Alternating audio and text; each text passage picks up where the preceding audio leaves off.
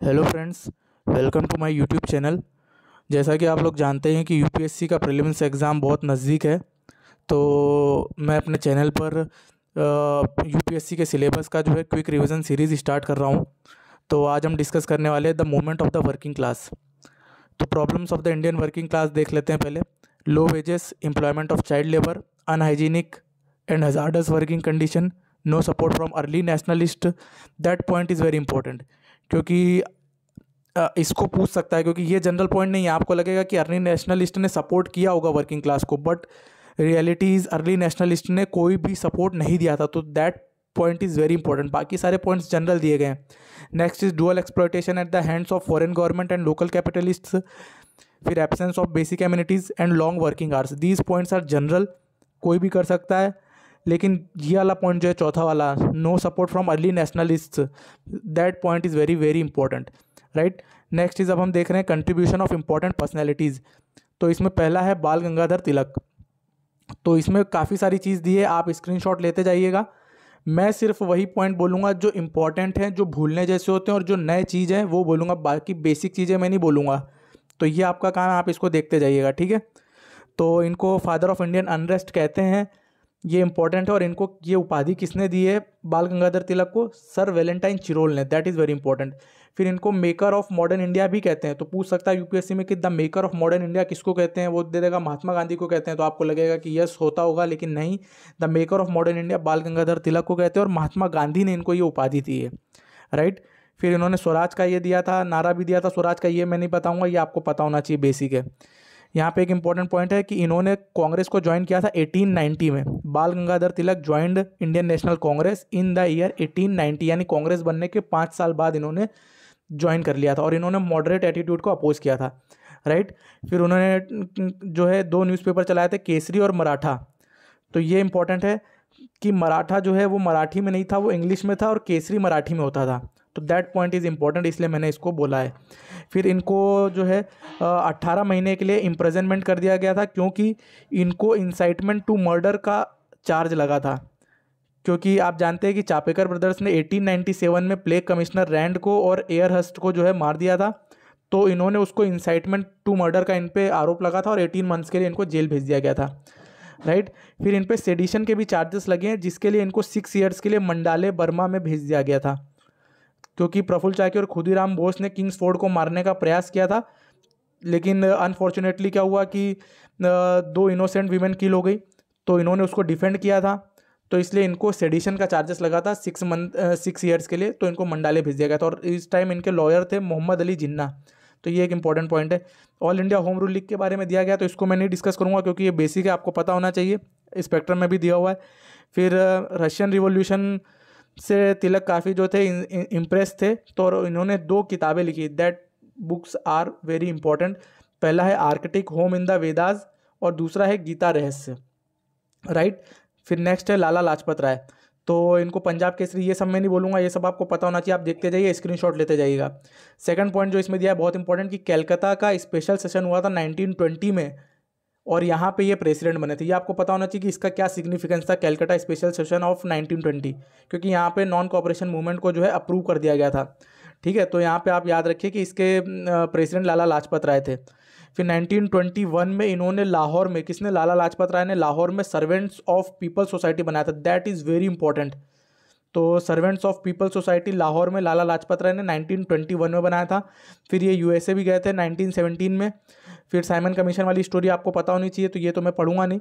इन्होंने जो बुक्स लिखी वो मैं पढ़ रहा हूँ, इसका आप स्क्रीनशॉट ले लीजिएगा, बहुत इंपॉर्टेंट है। पहला है the story of my deportation 1908, 1908 में ये किताब इन्होंने लिखी थी। तो ये क्वेश्चन यूपी पीसीएस में प्रीवियस ईयर में आ चुका है, यूपी पीसीएस की बात कर रहा हूँ, तो यूपीएससी भी डेफिनेटली पूछ ही सकता है। तो the story of my deportation Lala Lajpat Rai ने लिखी थी 1908 में। इन्होंने आर्य समाज लिखी 1915 में। फिर United states of America Hindus impression 1916 में लाला लाजपत राय ने लिखी। The problem of national education in India 1920 में लाला लाजपत राय ने लिखी। अनहैप्पी इंडिया 1928 में लिखी, ये सबको पता होता है। और फिर इंग्लैंड्स डेप्ट टू इंडिया 1917 में लाला लाजपत राय ने लिखी। तो these books are very important, इसको आप याद रखिएगा। और एक पॉइंट इसमें जो दिया था सबसे ज़्यादा इंपॉर्टेंट, कि 1921 में सर्वेंट्स ऑफ पीपल सोसाइटी इन्होंने लाहौर में बनाया, दैट इज़ वेरी इंपॉर्टेंट।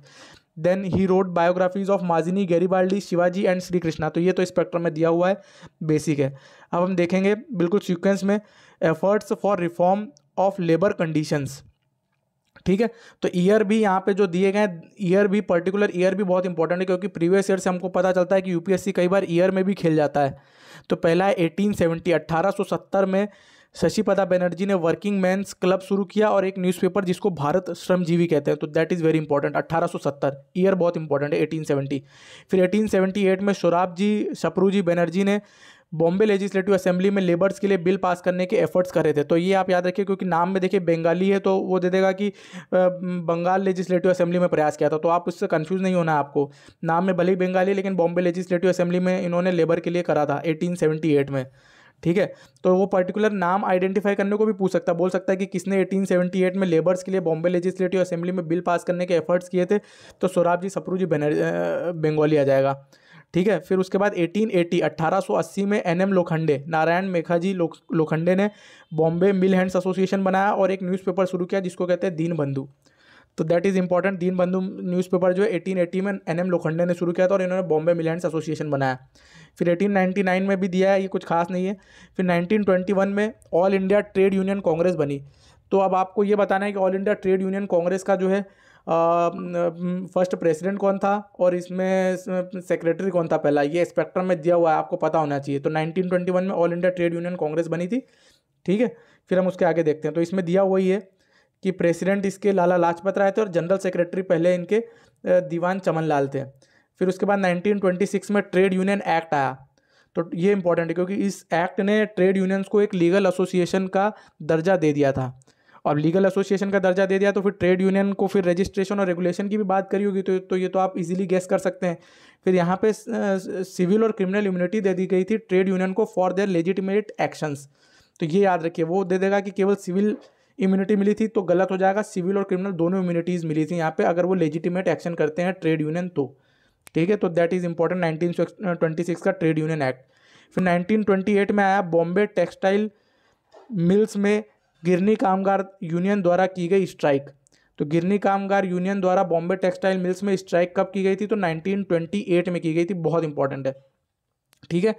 फिर उसके बाद 1929 में पब्लिक सेफ्टी ऑर्डिनेंस आया, इसके ऊपर यूपीएससी में प्रीवियस ईयर में क्वेश्चन आ चुका है। तो 1929 में पब्लिक सेफ्टी ऑर्डिनेंस आया, ट्रेड डिस्प्यूट एक्ट आया। तो इसके प्रोविजंस बहुत इंपॉर्टेंट है। ट्रेड डिस्प्यूट एक्ट में क्या हुआ था कि courts of inquiry and consultation boards को अपॉइंट करना कंपलसरी कर दिया गया, मैंडेटरी हो गया था। तो कोर्ट्स ऑफ इंक्वायरी और कंसल्टेशन बोर्ड्स को अपॉइंट करना कंपलसरी ट्रेड डिस्प्यूट एक्ट में किया गया। और पब्लिक यूटिलिटी सर्विसेज में जितनी भी स्ट्राइक्स होगी, जैसे रेलवेज में, वाटर, इलेक्ट्रिसिटी, पोस्ट्स, तो इसमें पब्लिक यूटिलिटी सर्विसेज में होने वाली स्ट्राइक्स को इलीगल करार दे दिया गया था। तो 1929 में ट्रेड डिस्प्यूट एक्ट में कोर्ट्स ऑफ इंक्वायरी और कंसल्टेशन बोर्ड्स को अपॉइंट करना कंपलसरी कर दिया गया और पब्लिक यूटिलिटी सर्विसेज की स्ट्राइक्स को इलीगल कर दिया था, ठीक है। और यहाँ पे ट्रेड यूनियन एक्टिविटीज़ जो कोएर्सिव नेचर की होती है या फिर प्योरली पॉलिटिकल नेचर की होती है उसको फॉरवर्ड कर दिया। तो ये तो जनरल है, ठीक है, कि पॉलिटिकल नेचर की ट्रेड यूनियन एक्टिविटी को इन्होंने, अंग्रेजों ने फॉरवर्ड कर दिया गया था। तो यहाँ पे ये इंपॉर्टेंट है कि ट्रेड डिस्प्यूट एक्ट 1929 के 2 पॉइंट की कोर्ट ऑफ इंक्वायरी और कंसल्टेशन बोर्ड कंपलसरी अपॉइंट होंगे और पब्लिक यूटिलिटी सर्विसेज जो है वो उसको इलीगल, उसमें स्ट्राइक को इलीगल कर दिया था। फिर 1929 में हुई थी मेरठ कॉन्स्पिरेसी केस और इससे कुछ इंपॉर्टेंट लोग जुड़े हुए थे जो आप याद रखेंगे, मुजफ्फर अहमद, ऐसे Dange, Joglekar, Philip Spratt, Ben Bradley, Shaukat Usmani और एक नाम इसमें नहीं दिया है, नलिनी गुप्ता भी थी, स्पेक्ट्रम में दिया हुआ है, आप उसको याद रखिए, चेक करिएगा। फिर 1931 में स्प्लिट हो गया था all India trade union Congress का। तो देखिए 10 साल पहले all India trade union Congress 1921 में बनी थी, 10 साल बाद उसका स्प्लिट हो गया और यहाँ पे एक नया संगठन निकल गया, all India trade union federation, जिसको एनएम जोशी ने बनाया था। तो बहुत इंपॉर्टेंट है। फिर उसके बाद 1937 में जब इलेक्शंस हुए थे तो यहाँ पे all India trade union Congress ने कांग्रेस को सपोर्ट किया था, बहुत इंपॉर्टेंट है। यूपीएससी दे देगा कि all India trade union Congress ने कांग्रेस को 1937 इलेक्शन में सपोर्ट नहीं किया था, तो ये गलत हो जाएगा, आप याद रखिए सपोर्ट किया था। फिर उसके बाद 1938 टू 45 ये वर्ल्ड वॉर 2 का पीरियड है। तो यहाँ पे वर्ल्ड वॉर 2 के पीरियड में क्या हुआ था कि वर्कर्स ने शुरुआत में तो जो है मतलब जो हमारे आंदोलन चल रहे थे उसमें सपोर्ट किया वर्ल्ड वॉर 2 के दौरान, लेकिन जब देखा कि रशिया ने वर्ल्ड वॉर 2 में पार्टिसिपेट कर लिया है, ठीक है, तो इन्होंने वर्कर्स ने क्विट इंडिया मूवमेंट में सपोर्ट अपना छीन लिया था, मतलब डिसोसिएट हो गए थे ये। तो that point is very important. तो क्या लिखा है, the workers joined the world war 2 and dissociated from quit India movement post joining of Russia in the war. तो दैट इज़ इंपॉर्टेंट कि अगर वो पूछ लेगा यूपीएससी में प्रीलिम्स में कि क्विट इंडिया मूवमेंट में वर्कर्स ने सपोर्ट किया था कि नहीं किया था, तो किया तो था, लेकिन जब रशिया ने उसमें ज्वाइन कर लिया था वॉर में तो ये डिसएसोसिएट हो गए थे। यानी क्विट इंडिया मूवमेंट में वर्कर्स ने जनरली हम बोलेंगे कि पार्टिसिपेट नहीं किया था। ठीक है, तो ये था आज का। तो आप बताइएगा कि वीडियो कैसा लगा, और ऐसे ही अगर आपको पसंद आएगा तो हम और इसको कवर करेंगे और टॉपिक्स को, तो कमेंट में ज़रूर आप बताइए, मैं पूरा रिवाइज करवा दूंगा आपको सिलेबस। तो बेस्ट ऑफ लक आप सबको यूपीएससी प्रीलिम्स एग्ज़ाम के लिए। ठीक है, और कुछ डाउट और कुछ हो आपको तो आप मुझे बताइए कमेंट में, हम उसको भी दूर करेंगे। ठीक है, all the best, thank you so much.